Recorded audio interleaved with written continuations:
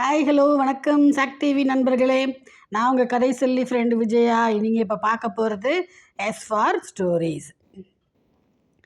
இந்த கிட்டுவும் ஜாலியாக விளையாடிட்டு இருந்தாங்களா தோட்டத்தில்.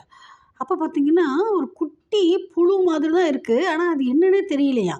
ஒரு வினோதமான ஜந்து. அதுக்கு பார்த்தீங்கன்னா நிறைய கால்கள், ஒரு கிட்டத்தட்ட 100-150 இருக்கும் போல இருக்க. நிறைய காலை வச்சுக்கிட்டு கிச்சு கிச்சு கிச்சு கிச்சுன்னு அது போயிட்டு இருந்ததாமா. ஆஹா, என்னடா இது வினோத ஜந்தா இருக்கே, நம்ம இது வரைக்கும் பார்த்ததே இல்லையே. அப்போ என்னவா இருக்குன்னு தொட்டு பார்ப்போன்னு இந்த கிட்டு பப்பி போய் டக்குன்னு தொட்டுருச்சாமா காலிட்டு. அவ்வளோதான், அது சுருக்குன்னு சுருண்டு படுத்துக்குச்சான், ஒரு இது மாதிரி பந்து மாதிரி.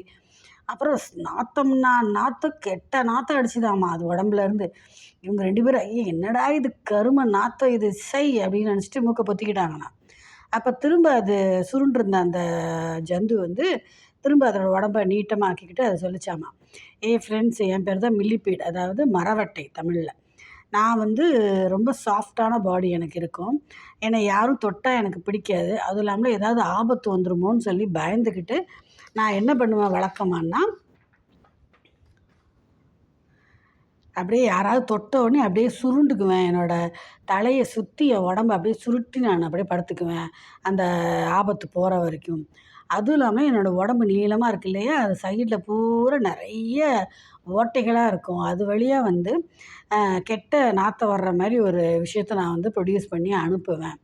அதனால தான் உங்களுக்கு பேட் ஸ்மெல் வருது. இதுவுமே வந்து ஒரு டிஃபென்ஸ் மெக்கானிசம் தான். அதாவது என்னுடைய பாதுகாக்கிறதுக்காக எனக்கு இயற்கை கொடுத்த ஒரு வரம் இது. இந்த ஸ்மெல்ல பார்த்துட்டு என்னோடய எதிரிங்கள்லாம் சை கருமம் என்ன நாத்தம்டா இதுன்னு தெரிச்சு ஓடிடுவாங்க.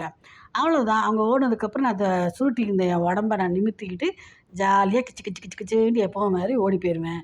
அப்படின்னா, ஓ அப்படியா, இது எங்களுக்கு இவ்வளோ நாள் தெரியாதே, இப்போ தான் நாங்கள் தெரிஞ்சுக்கிட்டோம். பரவாயில்ல, நீ ஒரு அற்புதமான ஜந்து தான்ப்பா. பரவாயில்ல, நீ நல்லா சந்தோஷமாக நீ உன் வேலையை பாரு, ஜாலியாக இரு. நாங்கள் இனிமேல் உன்னை தொடமாட்டோம், உன்னை தொந்தரவு பண்ண மாட்டோம், தெரியாமல் தொட்டுட்டேன் அப்படின்னு கிட்டு வந்து சாரி கேட்டுச்சாமா. பரவாயில்ல ஃப்ரெண்ட், நீ தெரியாமல் தானே தொட்ட, இப்போ தெரிஞ்சிடுச்சு இல்லையா, இனிமேல் நம்ம 2 பேரும் நல்ல ஃப்ரெண்ட்ஸாக இருக்கலாம். அது நம்ம 3 பேருமே நல்ல ஃப்ரெண்ட்ஸாக இருக்கலாம் அப்படின்னு சொல்லிட்டு ஜாலியாக பாட்டு பாடிட்டு டான்ஸ் ஆடிட்டு போச்சுங்களாம். அவ்வளோதான் ஃப்ரெண்ட்ஸ். இப்போ தெரிஞ்சிடுச்சு இல்லையா, மரவட்டைகளுக்கு வந்து ஏன் தொட்டா பிடிக்கல, அதுங்க ஏன் உடனே சுருண்டுக்குது அப்படின்ற காரணம் உங்களுக்கு தெரிஞ்சிருச்சு. இது உங்களுக்கு ஏற்கனவே தெரியுமா? இந்த கதை நீங்கள் ஏற்கனவே கேள்விப்பட்டிருக்கீங்களா? இல்லை எனக்கு இப்போ தான் தெரியும்னாலும் பரவாயில்ல. இதை மாதிரி அற்புதமான கதைகள் அண்ட் நாலேஜ் உங்களுக்கு வேணும், கிடைக்கணுன்னா நீங்கள் சாக் டிவியை சப்ஸ்கிரைப் பண்ணுங்கள். தொடர்ந்து பார்த்துட்டே இருங்க. லைக் பண்ணுங்கள், ஷேர் பண்ணுங்கள், கமெண்ட் பண்ணுங்கள். Bye friends, enjoy your summer vacations.